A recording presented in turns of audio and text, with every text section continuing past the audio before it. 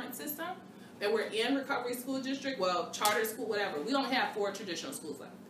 So we're 98 point something % charter. So, but you find that a lot of these schools, they function the same, and what they can't tolerate is difference, right? So as long as you toe the line, don't speak up, don't question authority, don't challenge the way things are done, you will be fine. The problem is brilliant children tend to do all of that. So many children are getting expelled for things like uniform violations and being late to school, and especially if you have children that are under the age of 8, they don't dress themselves, so for putting them out of school for clothes that they did not buy and are not responsible for, if they wearing the wrong color shoes, because their parents bought them the wrong color shoes, so you punishing them, you're just punishing them for being poor. May I ask where your son goes to school now, and how is that? He goes to, so he goes to one of the better schools. He goes to one of the 4 schools that has not been taken over by the charter system. He is in one of them, and I still don't like it. Because it's not educating him. He still doesn't. I mean, I have a son that loved school when he got to like 11, 12 years old, completely different attitude towards it. You know, so I can see the difference between him being educated and wanting to engage and being passionate about learning to just completely being shut down. So he goes to school because he has to, not because he loves it, right?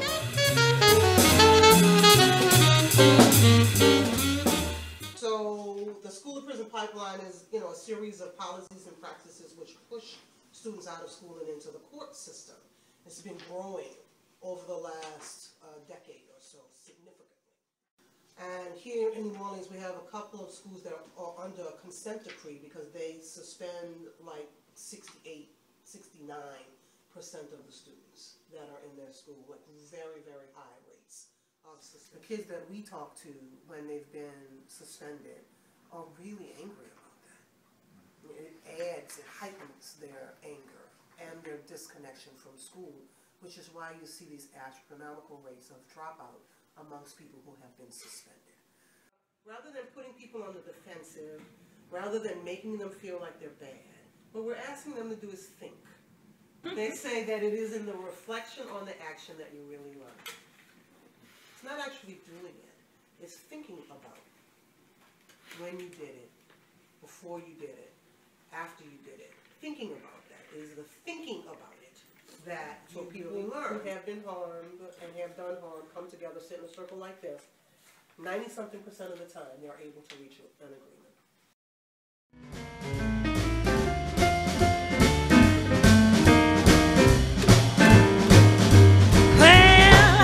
To the Delta, where I can have my fun. 4 years ago, the museum was born out of the fact that only 1 in 5 households have been able to return down here, which is crazy. It's the slowest area of the city to rebuild. The co-founders switched their efforts, their focus, onto preserving the history of this community because it's so threatened with being forgotten since so few people have been able to come back. So we collect oral histories with local residents using oral history as a social justice mechanism. People can come, whoever wants to, residents can come and their kids, and the idea is that their history is being preserved here and also being told by the voices of the people who have lived here.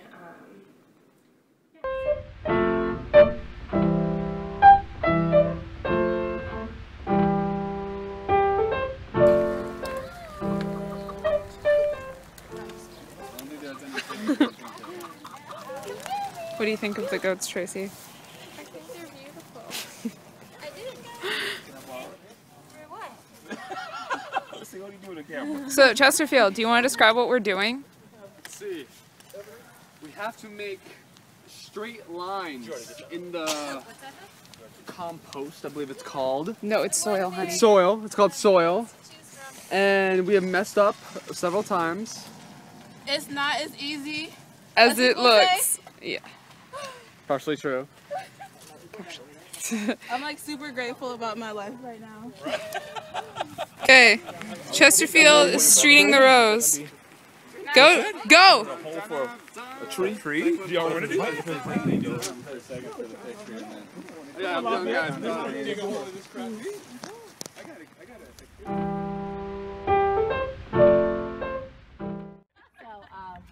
But they grow from cabbage to all sorts of stuff, mints, things that people need in the community.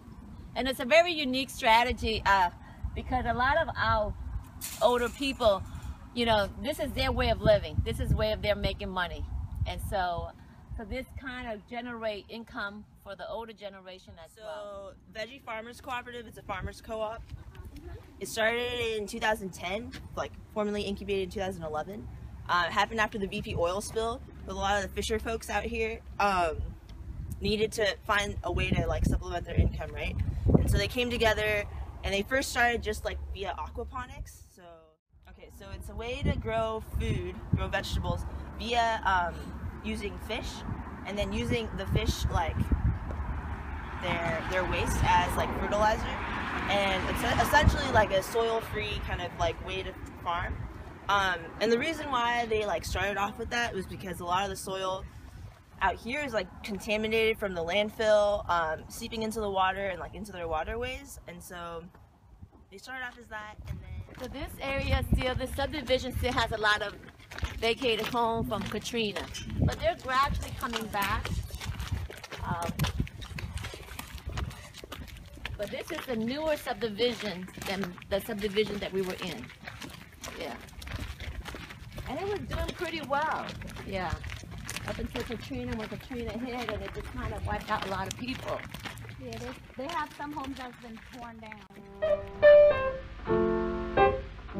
We had water in the house, we got in the, outside, we went across the street to see if we could kick in. We broke into people's house across the street. The upstairs floor wasn't fixed, so we said we can't get in there. But by the time my brother walked back to the middle of the street, the water was chest high. My brother was 6 feet 8 inches tall. It was rising that fast. We had 25 feet of water, or 26 feet of water in 12 days.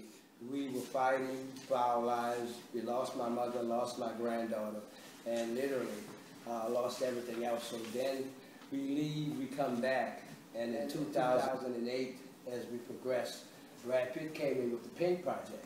And the Pink Project was basically a way of getting people to donate money.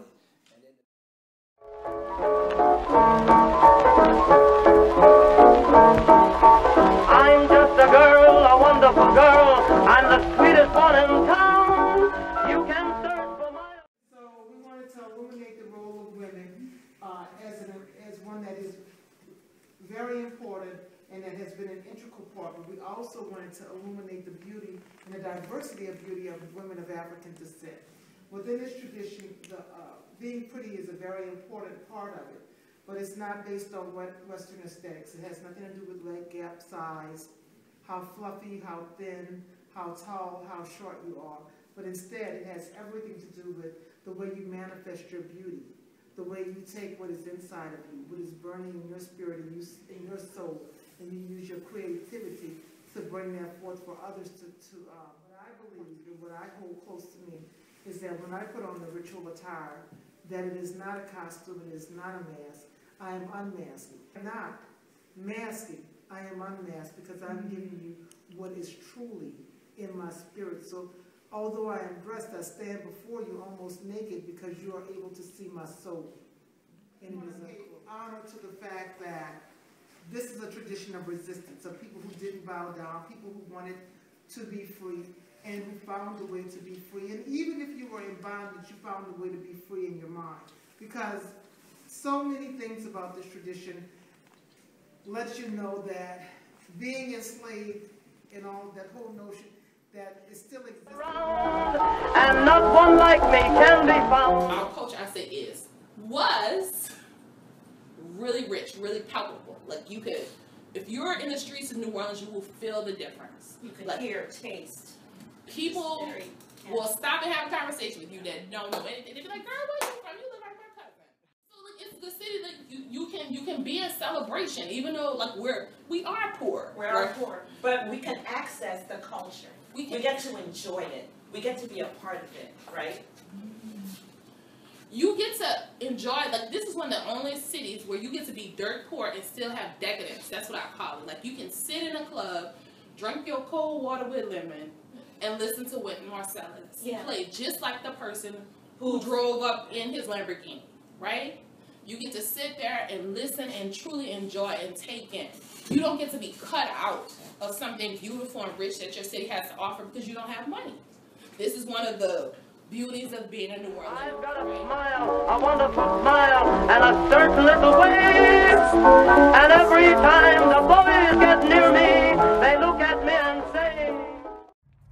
Of course, Congress Square has been here for over, for 300 years. This whole area over here, from this street all the way over to the edge of the park, all the way to the back, this was all part of Treme. There were 150 black families, of 150 homes in this neighborhood, including a school, many historic jazz clubs and things like that. And they were torn down in the late 1960s to build a park for the symphony, the ballet, and the opera. This is during the time of urban renewal, when they were coming through black communities with interstates and displacing people. So that's what happened. 150 black people, 150 families were displaced to build that building, the symphony, the Mahalia Jackson Theater Performing Arts. It wasn't called that then, for the symphony, the ballet, and the opera. Then they put a fence around the park, which is an insult to the neighborhood. Like, in other words, y'all stay out. So this has really been a big bone of contention in this community. Treme is the oldest African American neighborhood in the United States, and you carve out that much land to displace black people. And their own culture is real strong on that. Our contention with our Congress Square Preservation Society and other organizations is that anything that happens in this park from now on has to have equity and be the involvement of local African American communities. No more gentrification of our sacred land. I want to improv, I know I can't.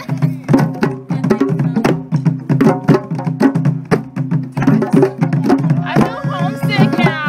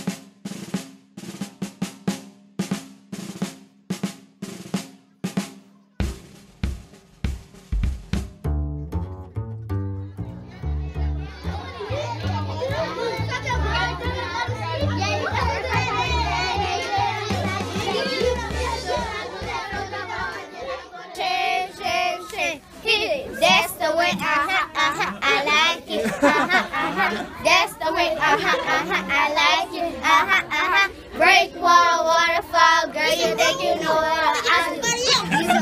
I do. You know, so situated, so situated. Your mama, your daddy, your bald-headed granny. She not, she thinks she going out with freaking I love this song. Sam Smith. Oh, fastest certified platinum song of 2014. That's what it was. Okay.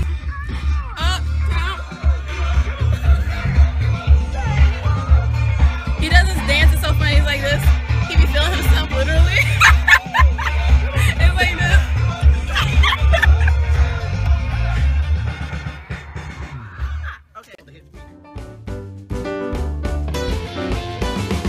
Hanging in a trim, watching people sashay past my steps, by my porch, in front of my door. Church bells are ringing, choirs are singing, while the preachers groan and the sisters moan in a blessed tone.